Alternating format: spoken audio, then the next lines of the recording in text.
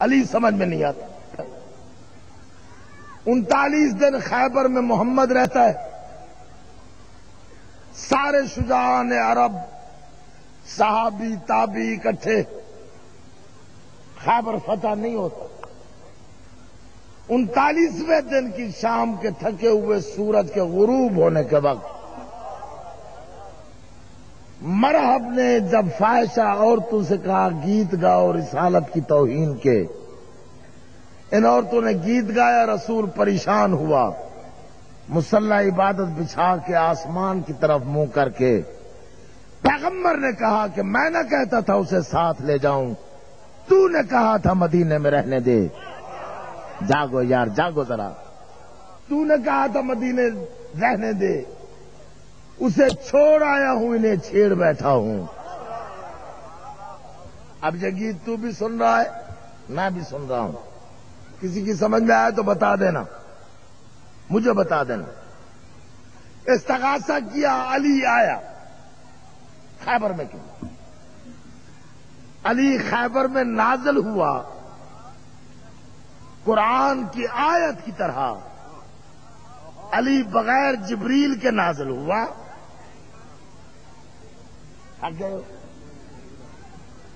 پیغمبر کہتے ہیں یا علی بسم اللہ، گھوڑے سے اتر، میرے خیمے میں چل، کچھ اپنی سنا کچھ میری سن۔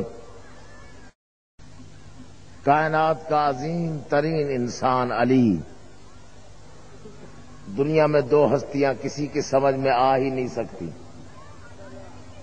خالق ہونے کی حیثیت میں اللہ سمجھ میں نہیں آتا، مخلوق ہونے کی حیثیت میں علی سمجھ میں نہیں آتا۔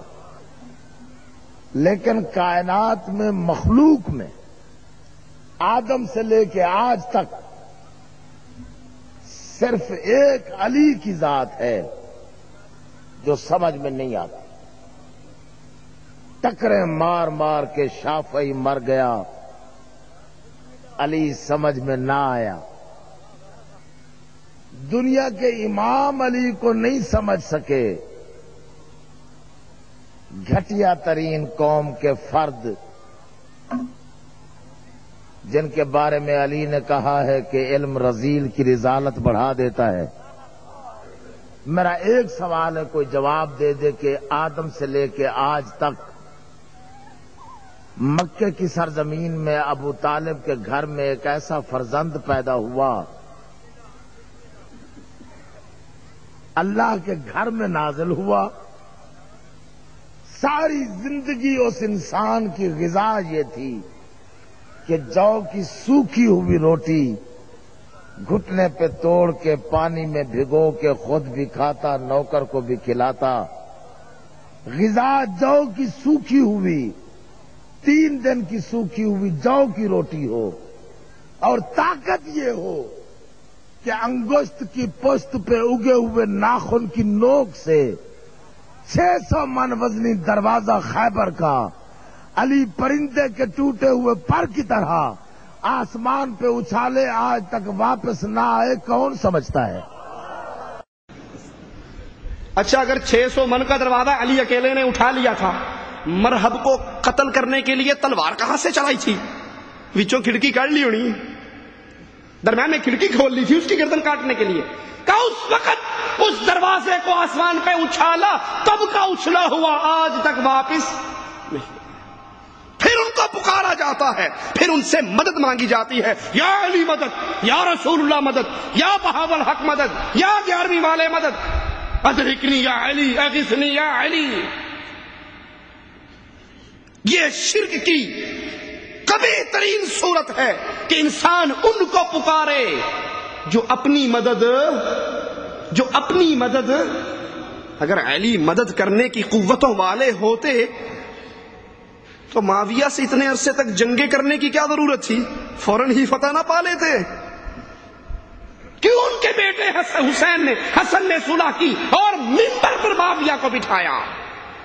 کیوں حسین کو زہر دے کر، حسن کو زہر دے کر شہید کیا گیا؟ کیوں حسین کو 72 انسانوں کے ساتھ کربلا کے میدان کے اندر مقابلے کرنے کی نوبت آئی؟ اگر وہ مشکل کشا تھے، اگر وہ حاجت روا تھے، ان کو پکارا جاتا ہے جو مرنے کے بعد اپنی مدد نہیں کر سکتے، غیر کی مدد کہاں سے کریں گے؟ پھر ان سے شفاعت طلب کی جاتی ہے، ان کی قبروں کی پوجا کی جاتی ہے، اور ان قبروں پہ قندیلیں، ان قبروں پہ اگربتیاں۔ میں نے پاکستان میں ایک دربار کی وزٹ کی تو قبر کے اوپر پنکھا لگا ہوا، واللہ العظیم اپنی آنکھوں سے دیکھا، قبر کے اوپر پنکھا چل رہا ہے، گرمی ہے نا۔ تو میں نے کہا بھائی اگر واقعی یہ ولی اللہ ہے، واقعی یہ ولی اللہ ہے، تو اس ولی اللہ کو تمہارے پنکھوں کی ضرورت؟ اس کی قبر تو جنت کا باغ بن چکا ہے، وہاں تو جنت کی ہوائیں آ رہی ہیں۔ اور اگر یہ ولی اللہ نہیں ہے، کوڑے شاہ ہے، تو پھر اس کی قبر جہنم کا گڑھا بن چکی ہے، اس آگ کو تمہارا پنکھا ٹھنڈا نہیں کر سکتا۔ لیکن ویسے عقل کی بات ہے، تم نے بند قبر کے اوپر پنکھا لگایا، موری بھی کھول دو، قبر میں سوراخ بھی تو کرو نا جہاں سے ہوا اندر جائے۔ قبر ساری بند ہے، اوپر پنکھا چل رہا ہے، قبروں پہ قندیلیں، قبروں پہ اگربتیاں، قبروں پہ پنکھے، قبروں پہ دیے، اور وہاں بیٹھے ہوئے تعویذ دینے والا 1000 روپے تو اپنی جیب میں لے کے ڈال لیتا ہے، کہتا ہے 100 روپے دا تیل بابا دے چراغ چ پا دیو، یہ تیل چلتا رہے، اور پھر اس تیل کی کرامتیں۔ او جی آپ نہیں مانتے، آپ ہوئے جو وہابی۔ میرا بیٹا 6 سال تک بالکل نہیں بول سکتا تھا، میں نے پیر توتے شاہ کا نمک اس کو چٹایا، ٹر ٹر بولنے لگ گیا۔ ہماری پڑوسن کا بچہ بہرا تھا، ہم نے بابا کی درگاہ سے تیل لا کے اس کے کان میں ڈالا، وہ اتنا گندا اور میلا تیل ہوتا ہے، سننے والے کے کان میں ڈالو تو ڈورا ہو جائے گا، اور اس نے ڈورے کے کان میں ڈالا تو ٹھیک ہو گیا۔ ان قبروں کی پوجا ہوتی ہے، ان قبروں پہ قندیلیں روشن ہوتی ہیں، ان قبروں پر۔ اور پھر چندے کے پجاری فتویٰ بھی دے دیتے ہیں، چندوں کے پجاری فتویٰ بھی دے دیتے ہیں کہ قبر پہ سجدہ کرنا، قبر پہ دیا جلانا، قبر پہ چادر چڑھانا شرک نہیں ہے، ایسا کرنے والا مشرک نہیں ہے، ایسا کرنے والا فاسق ہے، یہ مشرک نہیں ہے۔ اگر یہ مشرک نہیں ہے تو اور کون مشرک ہوگا؟ اگر قبر پہ اگربتیاں جلانے والا، بکروں کی نیاز دینے والا، پھولوں کی پتیاں ڈالنے والا مشرک نہیں، تو ایک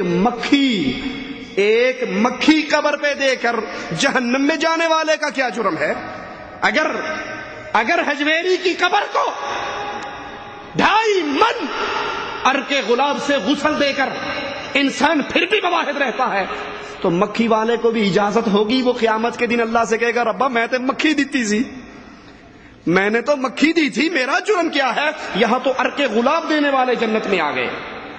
یہ وہ شرک کا دروازہ ہے، ان کی پوجا کی جاتی ہے، ان کا طواف کیا جاتا ہے، اس قبر کو چھوا جاتا ہے، چوما جاتا ہے، داخل ہوتے ہی اس کی دہلیز کو اپنے ہونٹوں سے چومتے ہیں، اس کو تبرک کے طور پہ چھوتے ہیں۔ صرف حجر اسود کو تبرک کے طور پہ ہاتھ نہیں لگاتے کہ سنت رسول اللہ صلی اللہ علیہ وسلم ہے، حالانکہ وہاں بھی مواحدوں کے امام عمر ابن خطاب رضی اللہ عنہ وارضاہ کھڑے ہو گئے، کہا جانتا ہوں تو پتھر ہے، نہ نفع دے سکتا ہے نہ نقصان دے سکتا ہے، چومتا کیوں ہوں؟ سرکار کو تجھے چومتے دیکھا تھا، مدینے والے کو چومتے دیکھا تھا، اور اگر میرے آقا نے تجھے نہ چوما ہوتا، خطاب کا بیٹا تجھے کبھی نہ چومتا، وہ تو اس لیے چومے۔ اور یہاں قبروں کی چوما ہے، اس کو چوما جا رہا ہے، اس پہ جانور ذبح کیے جا رہے ہیں، اور جب اس کے عادی ہو جاتے ہیں پھر شیطان وہاں پر میلے لگواتا ہے، عرس لگواتا ہے، پھر لکیرانی سرکس لگتی ہے، پھر کنجر خانے کا بازار جاری ہوتا ہے۔ اور بخاری و مسلم میں ہے، رسول اللہ صلی اللہ علیہ وسلم نے اسی لیے فرمایا تھا لا تطرونی کما اطرت النصارى، مجھے ایسے نہ بڑھانا جیسے نصارہ نے عیسیٰ ابن مریم کو بڑھایا، وہ اللہ کے نبی اور اللہ کے بندے تھے، غلو کرتے ہوئے اٹھایا اور ان کو اللہ کا بیٹا بنایا۔